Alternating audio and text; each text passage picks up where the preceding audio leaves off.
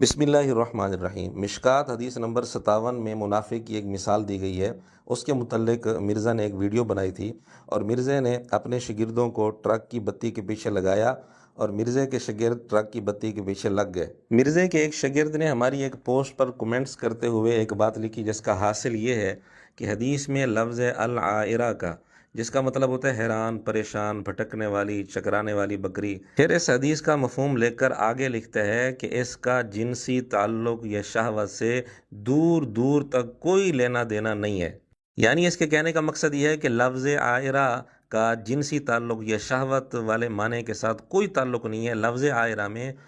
شہوت والا مفہوم بالکل ہے ہی نہیں۔ اب آئیے ہم آپ کے سامنے 20 کتابوں کے حوالے پیش کرتے ہیں جس سے روز روشن کی طرح یہ بات واضح ہو جائے گی کہ چوتھی صدی سے لے کر اب تک لفظ عائرہ کا جو مفہوم اہل لغت نے اور محدثین نے لکھے ہیں اس میں شہوت والا معنی بھی شامل ہے۔ اور یہ بھی یاد رہے کہ یہ حوالے ہم نے چیٹ جی پی ٹی سے نہیں لیے۔ اب مختصر انداز میں ہم آپ کے سامنے حوالے پیش کرتے ہیں۔ نمبر 1، چوتھی صدی کے مشہور لغوی عالم علامہ جوہری کی کتاب الصحاح جو لغت کے حوالے سے بہت مشہور ہے۔ اس میں عائرہ کا معنی لکھا ہے وہ اونٹنی جو اونٹنیوں کے ایک گروہ سے دوسرے گروہ کی طرف چلی جائے تاکہ نر اونٹ اس سے جفتی کرے۔ تو خود فیصلہ کر لیں کہ عائرہ کے اس مفہوم میں شہوت والا معنی شامل ہے یا نہیں۔ اسی طرح چوتھی صدی کی ایک اور مشہور لغت کی کتاب ہے مجمل اللغت، اس میں بھی عائرہ کا یہی مفہوم لکھا ہے۔ اور چھٹی صدی کے محدث علامہ اصبہانی نے صحیح بخاری کی شرح میں یہی مفہوم لکھا ہے۔ اور 7ویں صدی کے مشہور عالم ابن اسیر جزری، انہوں نے اپنی کتاب جامع الاصول میں یہی مفہوم لکھا ہے۔ اور 8ویں صدی کے مشہور لغوی عالم ابن منظور، ان کی مشہور کتاب ہے لسان العرب لغت پر، اس میں بھی یہی مفہوم لکھا ہے۔ اور 8ویں صدی کے شارح مشکات علامہ طیبی، جن کی شرح مشکات مشہور ہے، انہوں نے اپنی اسی حدیث کی شرح کرتے ہوئے طور بشتی کے حوالے سے الشاۃ العائرہ کا معنی لکھا کہ وہ بکری جو نر کو تلاش کرے اور دو ریوڑوں کے درمیان متردد ہو نر کی تلاش میں اور کسی حال پر اس کو قرار نہ آئے۔ اور خود علامہ طیبی نے آگے جو بات لکھی اس کا حاصل یہ ہے کہ منافقین کی یہ مثال دے کر اس میں اشارہ کیا گیا کہ منافقین کے اندر مردانگی والی صفت نہیں ہے بلکہ ان کے اندر مؤنث والی صفات ہیں، یعنی وہ بکری جو نر کی تلاش میں ہو اس کے ساتھ تشبیہ دی گئی ہے۔ 8ویں صدی کے مشہور نحوی عالم ابن ہشام نحوی نے اپنی کتاب تخلیص الشواہد کے اندر عائرہ بکری کا یہی مفہوم لکھا کہ جو ایک ریوڑ سے دوسرے ریوڑ میں جاتی ہے تاکہ نر اس کے ساتھ جفتی کرے۔ اور 9ویں صدی کے عالم ابن ملک نے اپنی کتاب شرح المصابیح میں بھی عائرہ بکری کا یہی مفہوم لکھا کہ وہ بکری جو نر کی تلاش میں دو ریوڑوں کے درمیان متردد ہو، کبھی اس ریوڑ میں جائے کبھی اس ریوڑ میں جائے، نر کی تلاش میں۔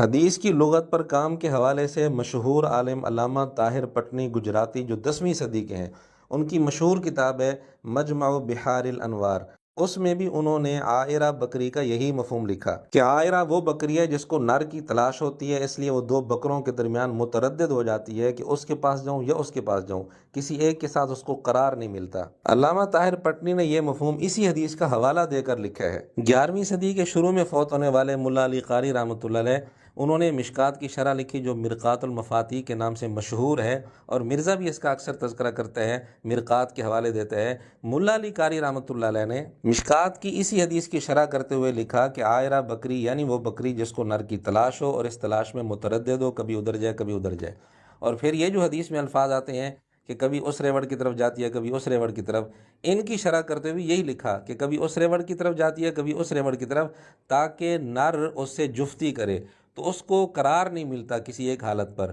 وہ اپنی شہوت کی اسیر ہوتی ہے، اپنی شہوت کی قیدی ہوتی ہے، یعنی وہ ساری کوشش شہوت سے مجبور ہو کر رہی ہوتی ہے، کبھی ادھر جاتی ہے کبھی ادھر جاتی ہے۔ اور 11ویں صدی کے ہی ایک مشہور عالم علامہ مناوی رحمۃ اللہ علیہ، جن کی مشہور کتاب ہے فیض القدیر جو جامع صغیر کی شرح ہے، اس میں بھی اسی حدیث کی تشریح کرتے ہوئے طور بشتی کے حوالے سے یہی بات لکھی ہے۔ اور یہ بھی لکھا ہے کہ لفظ عائرہ کا اکثر استعمال تو اونٹنی میں ہوتا ہے، لیکن بعد میں اس کے استعمال میں وسعت ہو گئی، باقی جانوروں کے لیے بھی استعمال ہونے لگ گیا، جیسے حدیث میں بکری کے لیے استعمال ہوا ہے۔ اسی طرح 11ویں صدی کے محدث شاہ عبدالحق دہلوی رحمۃ اللہ علیہ نے اپنی کتاب لمعات التنقیح جو مشکات کی شرح ہے، اس میں بھی اسی حدیث کی شرح کرتے ہوئے یہی بات لکھی۔ 12ویں صدی کے محدث علامہ سندھی رحمۃ اللہ علیہ، ان کا سنن نسائی پر حاشیہ ہے، انہوں نے بھی عائرہ کا یہی مطلب بتایا کہ وہ بکری جو متردد ہو دو ریوڑوں کے درمیان اور نر کی تلاش کرتی پھر رہی ہو، اس لیے کبھی اس ریوڑ کی طرف جاتی ہو کبھی اس ریوڑ کی طرف، کہیں اس کو قرار نہ ملتا ہو۔ اور علامہ سندھی کی یہی عبارت محقق شعیب ارناؤوط، جنہوں نے مسند احمد پر حاشیہ لکھا ہے، انہوں نے مسند احمد کے حاشیے میں یہی بات نقل کی، علامہ سندھی کی اسی عبارت کو نقل کیا۔ 12ویں صدی کے عالم علامہ صنعانی نے اپنی کتاب التنویر شرح الجامع الصغیر، اس میں بھی اسی حدیث کی شرح کرتے ہوئے یہی مفہوم لکھا۔ اور 13ویں صدی کے عالم علامہ مرتضیٰ زبیدی، ان کی کتاب لغت پر تاج العروس، اس میں بھی انہوں نے آئرہ کا یہی مفہوم لکھا جو ہم لسان العرب اور الصحاح اور دیگر لغت کی کتابوں سے پیش کر چکے ہیں۔ اور مشکات کی شرح ہے مرآت المفاتیح، لکھنے والے ہیں مولانا عبید اللہ مبارک پوری، جن کی وفات 15ویں صدی کے شروع میں ہوئی۔ انہوں نے مشکات کی اسی حدیث کی شرح کرتے ہوئے یہی مفہوم لکھا جو ہم شرح طیبی سے پیش کر چکے ہیں۔ اسی طرح صفی الرحمن مبارک پوری صاحب، جن کا تذکرہ مردہ بھی کرتا ہے، انہوں نے صحیح مسلم کی شرح لکھی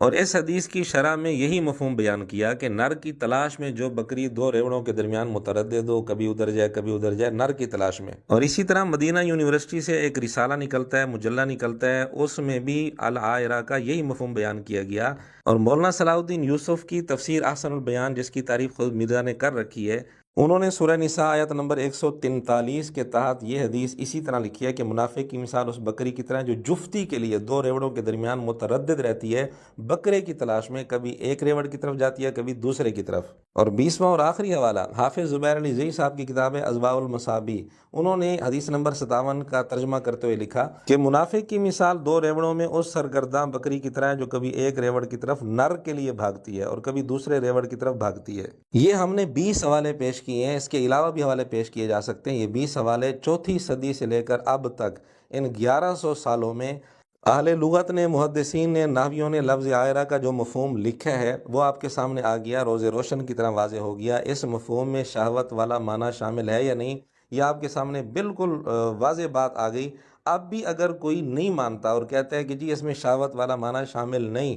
تو پھر ہم اس پر سوائے افسوس کے اور کیا کر سکتے ہیں۔ اور مرزا نے اس حدیث کو کیسے بیان کیا، ذرا وہ بھی سن لیں۔ وہ نبی علیہ السلام نے منافق کی مثال بیان کی کہ منافق اس بکری کی مانند ہے جو دو ریوڑوں کے درمیان سرگرداں رہتی ہے، کبھی ایک جگہ جا کے منہ مارتی ہے، کبھی دوسری جگہ منہ جا کے مارتی ہے۔ بکری کی عادت ہے وہ جہاں پہ سبزہ دیکھے وہاں پہ منہ مارنا شروع کر دیتی ہے۔